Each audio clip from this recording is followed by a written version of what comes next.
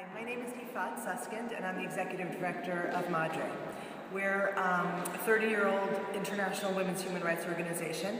and we're based in New York, but we work all around the world with grassroots, community-based women's organizations, often in very long-term partnerships, and it's so amazing and great to be here and to see women from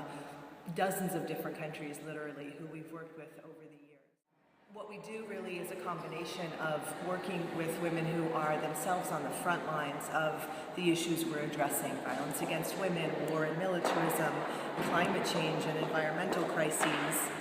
and we build programs with them. We work together with them so that they can meet really urgent needs for themselves and for their communities, because that is what women do everywhere in the world.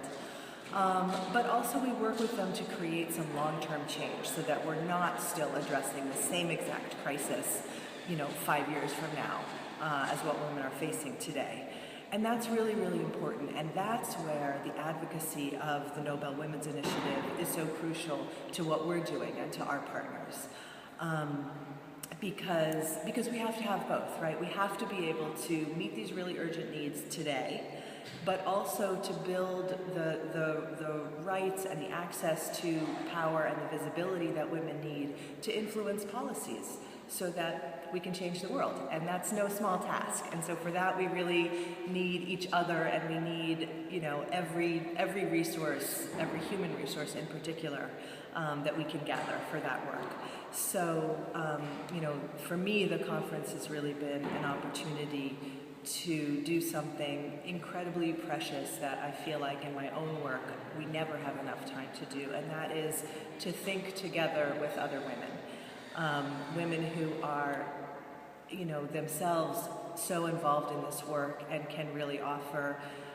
our organization and me personally, the kind of guidance that we need, to have friends and sisters around us to say, that campaign was really great, or sometimes more importantly, I wish you would have done, X, Y, and Z differently, so that we can learn from each other and give each other the support and the feedback that we need to keep doing this work. And in particular, it's great to see here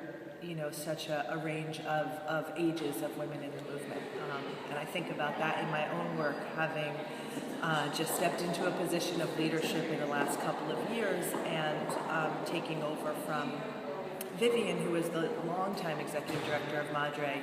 and a very good friend and mentor, and someone who really, I think, taught many of us in the movement the value of working intergenerationally and how important it is to have leadership opportunities for younger women and open up those spaces, and at the same time figure out how do we honor and maintain a space for older activists who have a tremendous amount to offer but might not at this point in their lives be in a position to be spending 15 hours in a canoe being the early warning system of a hurricane that's going to impact their community, or whatever it may be. How do we care for ourselves? How do we care for one another in a way that sustains the work, so that we're not having to rebuild the same programs and the same institutions over and over again, and we have that continuity and that sense of our own history that we can carry forward.